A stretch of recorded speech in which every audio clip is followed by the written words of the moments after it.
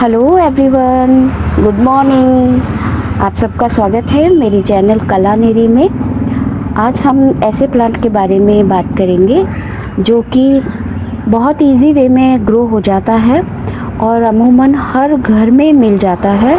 सभी लोग उसको लगाना पसंद करते हैं, ऑफिसेज, घरों में, सब जगह, और ज़्यादा महंगा भी नहीं होता है। उसका नाम है सिंगोनियम और उसे एरोहेड भी कहते हैं। सिंगोनियम एक ऐसा प्लांट है जिसे हम इंडोर में अच्छी तरह से ग्रो कर सकते हैं और हमारे घर की बहुत खूबसूरती बढ़ाता है। सिंगोनियम प्लांट, सिंगोनियम में दो तीन उसकी अलग अलग विभिन्न तरह की प्रजातियां विभिन्न तरह के मिलते हैं। यह विदेशों से लेकर के भारत में, पूरे भारत में आजकल बहुत ही लोकप्रिय हो गया है, क्योंकि ये प्लांट हर कोई लगा सकता है। इसकी प्राइस जो नर्सरी से हम लाते हैं, इसकी प्राइस रेट है 30-40 रुपए से शुरुआत हो करके 70-80-90 रुपए तक हमें अवेलेबल हो जाता है। और इसकी विभिन्न प्रकार की प्रजातियां हैं, जैसे मैंने बताया। तो हमारे पास अभी ये है, दो तरह की है। देखिए, एक तो ये है ग्रीन जो बहुत कॉमन है, और एक ये है हमारे पास में। अच्छा, ये जो छोटी पत्तों में है, ये मेरे पास में एक होता है जिसकी आउटलाइन बहुत डार्क होती है, अंदर से ऐसा ही होता है और बहुत बड़े बड़े पत्ते हो जाते हैं। एक वो होता है और बहुत घना हो जाता है, फैलता ही जाता है, फैलता ही जाता है। एक ये मेरे पास है, लगभग 2-3 साल हो गए मेरे पास में, बट ये इतना ही ग्रो करता है और इतनी ही छोटी लीव्स रहती हैं इसकी, और पत्ते झड़ते रहते हैं इसके और न्यू लीव्स निकलती रहती हैं, जैसे ये दिख रहा है आपको। और एक है मेरे पास में पिंक कलर वाला सिंगोनियम। इसके पत्ते गुलाब जब नए आते हैं तो बिल्कुल डार्क, देखिए ये नया पत्ते आए हैं तो ये बिल्कुल गुलाबी रंग का है। धीरे धीरे जब पत्तियाँ पुरानी हो जाती हैं तो इस तरह की हो जाती हैं ग्रीन।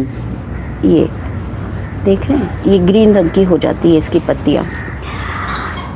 इसे हम पानी में भी ग्रो कर सकते हैं। और एक बात कहूँ कि जब हम इसे इंडोर रखेंगे तो कोई भी पौधा हो, इसी पौधे की बात नहीं है, जब हम इसे इंडोर रखेंगे तो 3-4 दिन में हर पौधे को, इंडोर प्लांट को हमें बाहर निकालना होता है। नहीं तो धीरे धीरे वो कितनी भी धूप हो, कितनी भी एयर मिलती हो, उसको रोशनी मिलती हो, तब भी वो पौधा इतना अच्छा खिल के नहीं हमारे सामने आएगा। तो इसके लिए हमें थोड़ा उसका अच्छी सी खुली ऑक्सीजन देने के लिए, एटमॉस्फेयर देने के लिए इसे हमें थोड़ा बाहर निकालना ही होता है। और इसकी बात करूँ, इसे कैसा माहौल में रहना पसंद है पौधे को, इसे मॉइस्चर वाला माहौल बहुत पसंद है इस पौधे को। मॉइस्चर मतलब उमस हो और पौधों के बीच में रहना बहुत पसंद है। जैसे मैंने इस पौधे को, ये मैं नर्सरी से छोटा सा लेकर के आई थी। ये गमला बोट वाली शेप का आपको दिख रहा है, पर्पल। इसमें मेरे पास कोई 4-5 पत्तियाँ थी। आज देखिए ये काफ़ी बढ़ चुका है। ये देखिए, इस पॉट में मैंने सिरेमिक में इसको लगाया था, तो अभी ये काफ़ी ग्रो कर चुका है। और मैं लाई थी जब इस पॉट में था, काफ़ी बड़ा हो गया है।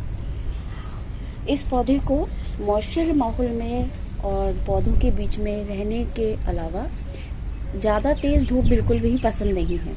अगर हम इसको ज़्यादा तेज़ धूप में रख देंगे तो हमारी ये कुछ घंटों में ही ये पत्तियां सारी बर्न हो जाएंगी। तो इसको छनी हुई धूप, यानी कि ग्रीन नेट के नीचे हम रखें, जहां इसको बिल्कुल हल्की हल्की सी धूप आए, उसमें ये बहुत अच्छा ग्रो करता है। और इस पौधे की हम प्रोपेगेशन की बात करूं मैं, इसको जैसे मैंने इसमें लगाया है, तो इसको मैंने तोड़ करके लगाया है। जो टहनी थी उसमें से तोड़ करके लगाया है, जो नोट होता है उसकी तरह से लगाया है। इसकी हम प्रोपेगेशन 3 तरीके से कर सकते हैं। वैसे तो 2 तरीके से है, बट तीसरा तरीका ऐसा है कि पौधे की जो परिस्थिति होती है, अभी ये परिस्थिति से मेरा मतलब आप आगे समझेंगे, क्लियर हो जाएंगे, इसलिए मैंने 3 नाम लिया है।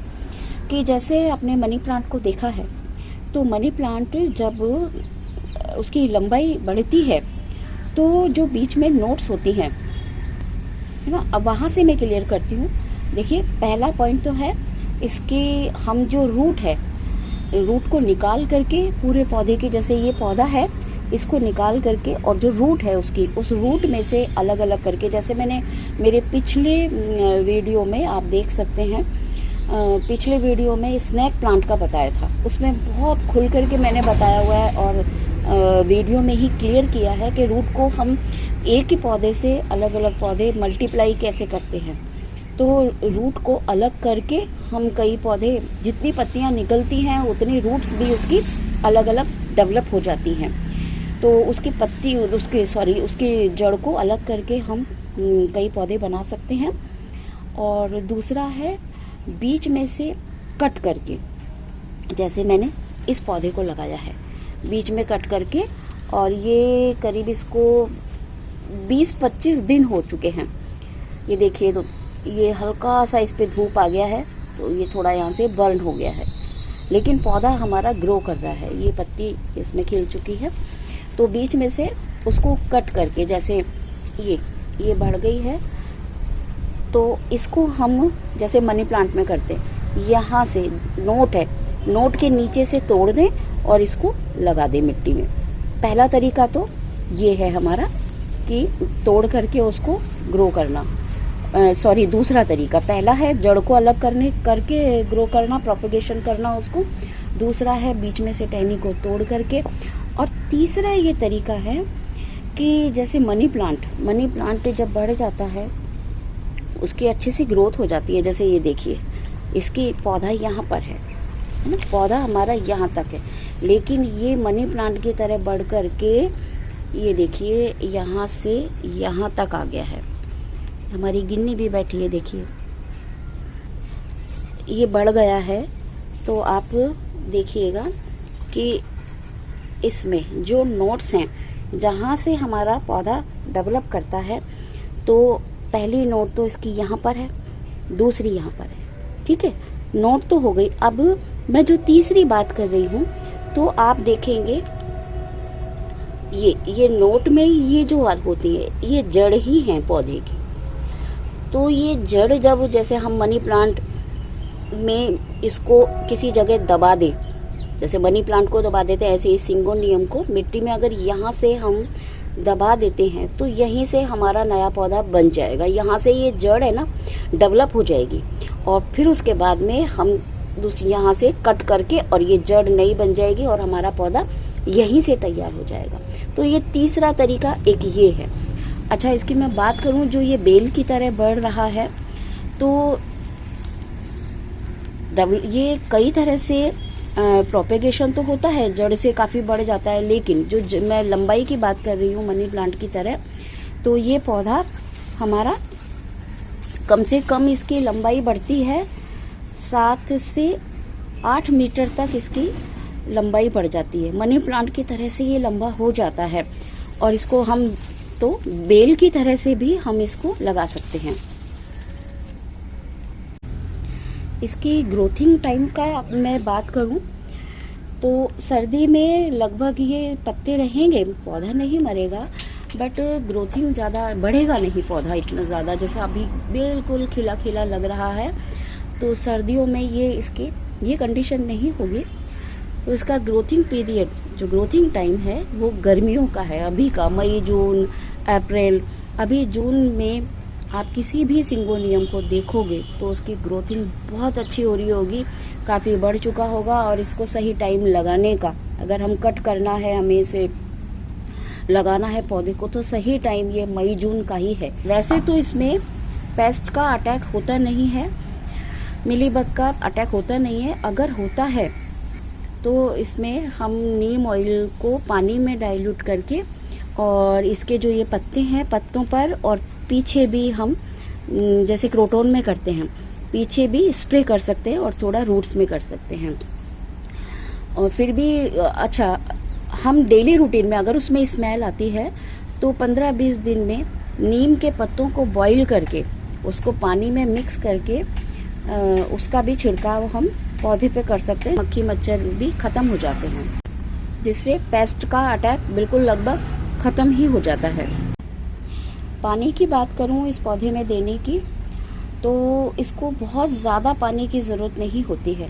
जब भी हम पानी दें, वही मैंने पिछले अपने वीडियोस में भी बताया हुआ है कि यहाँ से हम मिट्टी को अपने फिंगर से देखें, थोड़ा सा फिंगर्स को डाल करके इसमें देखें तो लगभग 2-2.5 इंच हमारी मिट्टी सूखी हो। अगर हमारी उंगली में मिट्टी साथ में आती है तो पानी मत दीजिए। हम स्प्रे कर सकते हैं, इन पत्तों पर हम स्प्रे कर सकते हैं, जिससे इन पे डस्टिंग वगैरह ना बैठे और खिले रहे, इनको ऑक्सीजन मिलती रहे। पानी हम जब भी देंगे जब हमारी मिट्टी गमले में 2 इंच 2.5 इंच सूखी हुई होगी। इसमें अगर ज़्यादा पानी दे देंगे तो ये पौधा, इसकी जड़ें, रूट्स मर जाएंगी, गल जाएंगी। और इसकी सॉइल की बात करूं मैं तो कोई ऐसे ज़्यादा खास नहीं है। ये सिंपल सॉइल में भी, मिट्टी में भी अच्छा ग्रो कर लेता है। मैंने इसको बहुत लगाया हुआ है पहले। तो इसके लिए जो गार्डन सॉइल होती है, सॉइल का मतलब है यहाँ मिट्टी से, कि इसके लिए हम मिट्टी कैसी लें, तो 80% हमारा गार्डन सॉइल ले लें और 20% हम वर्मी कंपोस्ट ले लें। तो और अगर चाहते हैं हम तो थोड़ा सा हम कोकोनट मिला सकते हैं इसमें, तो वही हमारा काफ़ी होगा। इसका बैटर बना करके उसमें हम लगाएं तो पौधा हमारा बहुत अच्छा ग्रो करेगा। इसमें हम मिस्टिंग करते रहें। मिस्टिंग मतलब वही जैसे बारिश में बूंदें गिरती हैं पौधों के ऊपर, उस तरीके से इस पे मिस्टिंग करते रहेंगे तो हमारे ये जो पत्तियां हैं ये शाइन करती रहेंगी और पौधा हमारा खिला रहेगा। तो मैंने इसके ऊपर जितनी मैं शेयर कर सकती थी आपसे मैंने बातें शेयर की है। ये पौधा लगाइए, बहुत सस्ता और सुंदर पौधा है और एक पौधे से आप मल्टीप्लाई कर सकते हैं, काफ़ी पौधे लगा सकते हैं। तो इसी के साथ मैं इजाज़त लेती हूँ आपसे। नेक्स्ट वीडियो के लिए जिन्होंने मेरा चैनल सब्सक्राइब नहीं किया है, प्लीज़ चैनल सब्सक्राइब करिए और मेरी वीडियो को लाइक करिए, शेयर करिए, कमेंट्स करिए। Good bye.